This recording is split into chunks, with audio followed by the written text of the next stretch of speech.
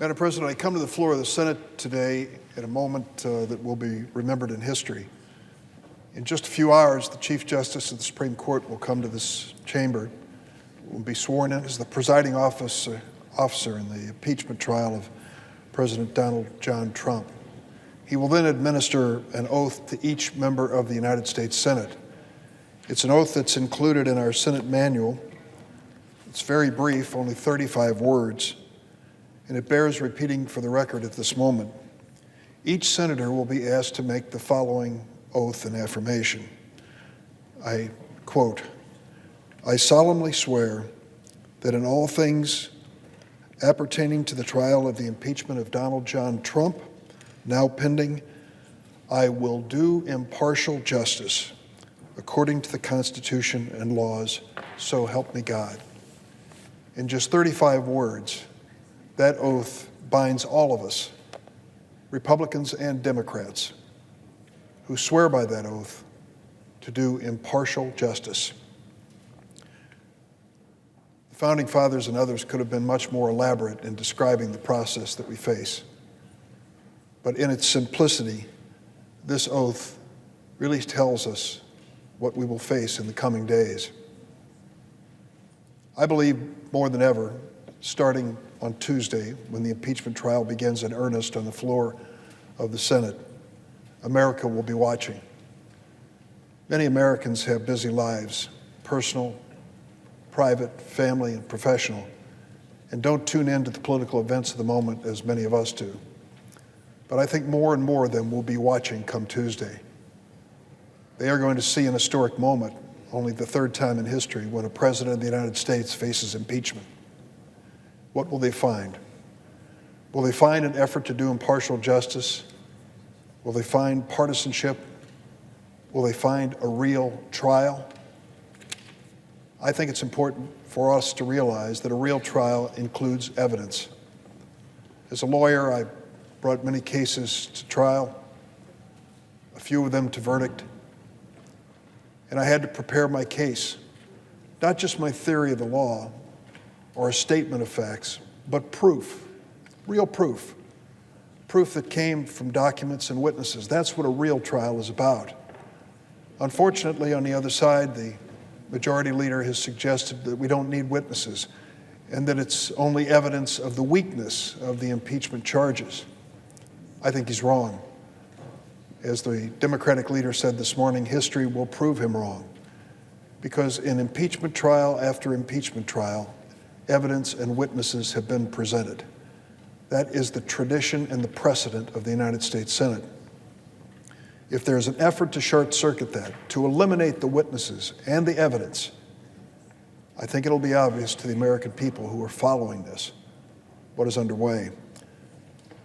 In this morning's newspaper, it was reported that the President's defense team has been ready, anxious, if you will, for this impeachment trial to begin, and equally anxious to end it as quickly as possible.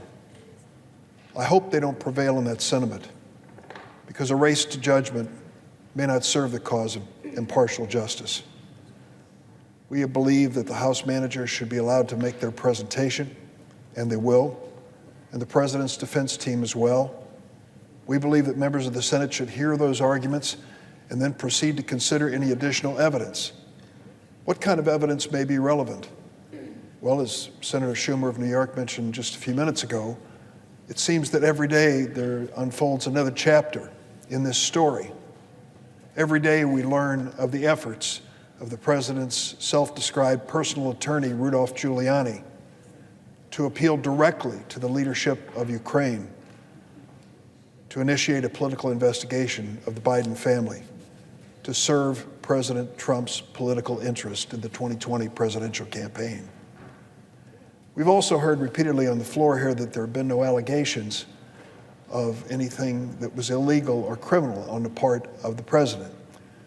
The standard in the Constitution for impeachment does not require the violation of a federal crime. Our Constitution was written before any statutes creating federal crimes had been created. Rather, the phrase high crimes and misdemeanors was used as a standard to be imposed on the president. But we've just received information in the last 24 hours from the General Accounting Office, which does raise very serious concern about illegality of the president's action in withholding the funds appropriated by Congress to support the Ukrainian defense efforts against the invasion of Russian troops by Vladimir Putin in their country. As a member of the Senate Appropriations Committee, the ranking member of the Defense Subcommittee, I can recall when we, on a bipartisan basis, decided to provide additional assistance to Ukraine in the form of hundreds of millions of U.S. tax dollars so that they could defend themselves against the invasion of Vladimir Putin. That money was appropriated and we believed would be sent in a timely way to the Ukrainians to defend their own country. Little did we know that that money would become part of the bargaining between President Trump and the President of Ukraine as to this political investigation. It turns out that money was withheld until the very last moment. The fact is, I was offering an amendment in the Senate Appropriations Committee, and I was told that the night before, late the night before, the President finally released the funds. Questions were raised by Senator Van Hollen to the General Accounting Office, the Government Accountability Office, as to whether or not that was legal or illegal for the administration to withhold those funds. We've now received the statement from the General Accounting Office. They have held that the President's withholding of funds to Ukraine violated federal law. The Government Accountability Office has a sterling reputation as a nonpartisan watchdog of taxpayers' dollars. GAO's legal opinion today concludes that President Trump and his administration violated the law by putting a hold on military aid to Ukraine while that country was trying to defend itself against an invasion ordered by Vladimir Putin. This is an important ruling that deserves a thorough hearing in the impeachment trial. It should be part of the evidence of wrongdoing by the president, especially as it relates to the alleged charges of abuse of power. I also hope this ruling will convince the administration to speed the additional delivery of $250 million in military aid, which the Congress has also sent to Ukraine. Finally, Madam President, I'm going to yield the floor because I know one of my colleagues is coming to speak. In just a few hours, this chamber will be transformed.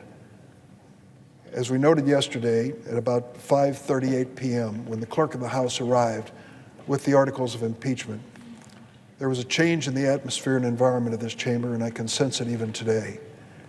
We realize that we are only moments away from an historic meeting of this chamber on the issue of presidential impeachment.